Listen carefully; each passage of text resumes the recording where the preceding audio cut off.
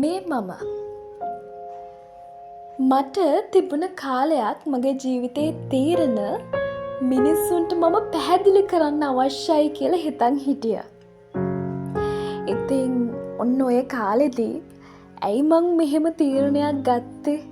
මොකක්ද ඒකට හේතු වෙච්ච කාරණේ වගේ දේවල් මගේ සම්පූර්ණ කතන්දරේම මිනිස්සුන්ට කියන්න මම පුරුදු වෙලා හිටියා.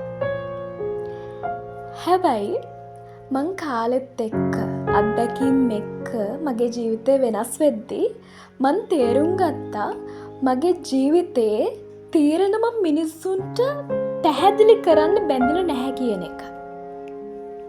ඔයාලා දන්නවා අපි සාමාන්‍යයෙන් තීරණයක් ගන්නේ අපි හැමදේම සලකලා බලලා අපිට ඒ වෙලාවෙදි හිතන හොඳම දේනේ.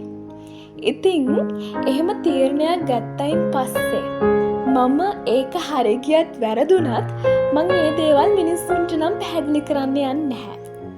මොකද මම ඒ දෙයකින් මගේ ජීවිතේ වැරදුනත් මම ඒ පාඩම අරගෙන ඉස්සරහට යනව ඇරෙන්න මම ඒ දේවල් ගැන මිනිස්සුන්ට පැහැදිලි කරන එකෙන් වෙන්නේ මගේ කාලය ඒ වගේම තමයි ශක්තිය නිකරුණේ නාස්ති වෙන එක විතරයි.